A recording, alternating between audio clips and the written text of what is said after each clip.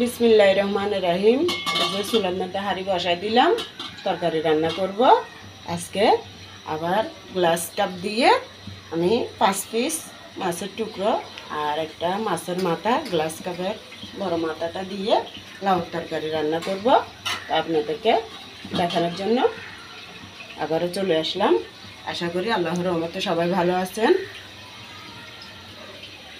এবার দিয়ে দেব মাছ ভেজে রাখা তেলগুলো। এবার দিয়ে দেব পেঁয়াজ কুচি, তারপর রসুন বাটাগুলো দিয়ে দেবো। রসুন আর পেঁয়াজ একটু হালকা ভেজে নিই, সাথে একটু আদা বাটাও দিয়ে দিলাম, সামান্য করে, বেশি দেবো না। যে পেঁয়াজ রসুন আদা একটু ভাজা হওয়ার পর এবার দিয়ে দেবো এখানে পেঁয়াজ বাটা আছে, সর্ষে আর কাঁচামরিচ একটু পরে দেবো। পেঁয়াজ বাটাটা দিয়ে দিলাম। এই যে পেঁয়াজ বাটা দেওয়ার পর আর একটু ভেজে নিলাম, এরপরে একটু পানি দিয়ে দিই, তারপর শুকনো মশলাগুলো দেব। এই যে এখানে তরকারির আন্দাজ অনুযায়ী দিলাম লবণ, কারণ মাছ বোনা তো লবণ আছে, তাই এখন অল্প করে দিলাম। একটু সামান্য করে আধা চামচ, 4 চামচ, আধা চামচ গুঁড়ি মরিচ, হলুদের গুঁড়ি 1 চামচ উঁচু করে দিলাম। তারপর জিরা, সামান্য জিরা বাটা দিলাম। আমি এখানে সর্ষে আর কাঁচামরিচ বাটা দিব, তাই গুঁড়ি মরিচ হালকা একটু শুধু কালারটা সুন্দর হওয়ার জন্য দিলাম। আর শুধু কালার সুন্দর না, গুঁড়ি মরিচ অল্প করে দিলে খেতেও ভালো লাগবে, তাই দিলাম। লাউতে তো এমনি সর্ষে আর কাঁচামরিচ এগুলো বাটাই ভালো লাগে। এবার দিয়ে দেব সর্ষে আর কাঁচামরিচ বাটা।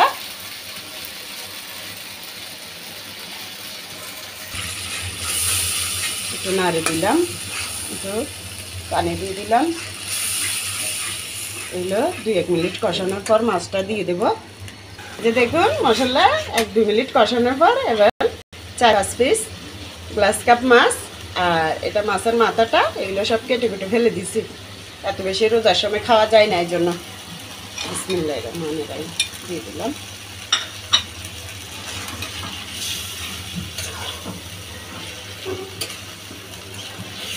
এখানে একটু কষিয়ে নিই, তারপর তুলে নিব। এরপরে লাউটা কষিয়ে নিব মশলার মধ্যে। এই যে দেখুন মাছটা কষানো হয়ে গেছে, এবার এটা তুলে ফেলবো।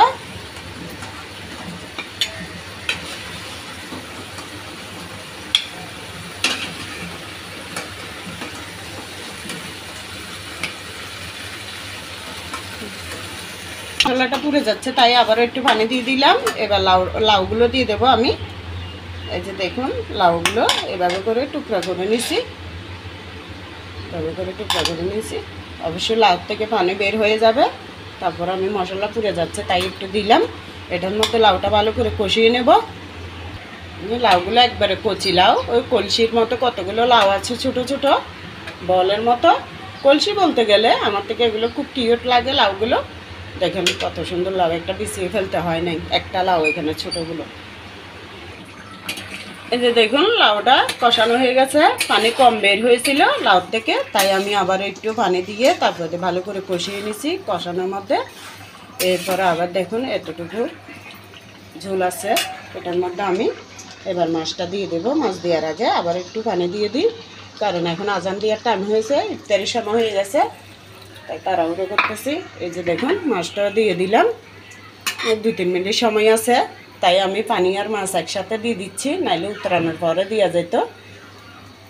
এবার দিয়ে দেবো একটু টমেটোগুলো।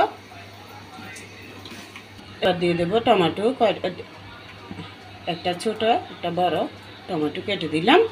এবার দেখুন আমি আরেকটা জিনিস দিচ্ছি, সেটা আমার স্বামীর পছন্দ, বলছে মাছ আর লাউয়ের পাশে 2টা পেঁয়াজও দেওয়ার জন্য, তাই আমি এই 2টা পেঁয়াজও এখানে দিয়ে দিলাম। উনি খাবে, বলছে যে তোমরা খাইলে খাইও, না খাইলে নাই, আমার জন্য 2টা পেঁয়াজি দিও, এটা দিয়ে সেরির সময় ভাত খাবে উনি, তাই 2টা দিলাম। আপনারা না দিলেও সারবে, আমরা তো ঘরে খাবো তো, তাই 2টা পেঁয়াজও দিতে বলছে উনি তরকারির পাশে, তাই দিয়ে দিলাম মাছের তরকারির সাথে। এটা খেতে অনেক ভালো লাগে। এই যে দেখুন এবার ধনিয়া পাতা দিয়ে দিলাম। দেখুন এটা রান্না করতে করতে এখন আজান দিয়ে দিচ্ছে ইফতারের টাইমে।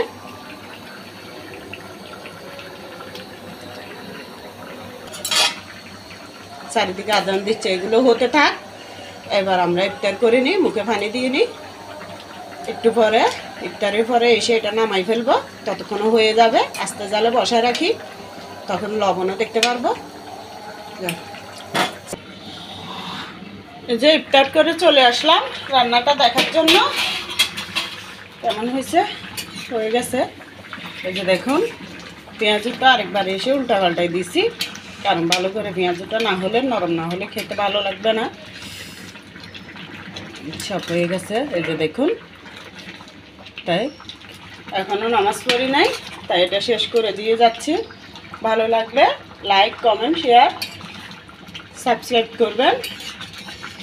আমার জন্য দোয়া করবেন, যাতে আপনাদের দোয়া পেয়ে সামনে এগিয়ে যেতে পারি। তো যারা লাইক করছেন, কমেন্ট করছেন এবং সাবস্ক্রাইব করে পাশে আছেন, তাদেরকে দোয়া ও ভালোবাসা রইল। আর বড়দের জন্য সালাম রইল। আসসালামু আলাইকুম। সবাই ভালো থাকবেন। আল্লাহ হাফেজ।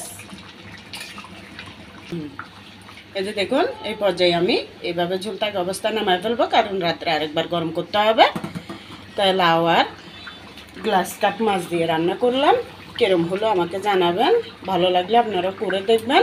ভালো থাকবেন সবাই। আল্লাহ হাফেজ। আসসালামু আলাইকুম।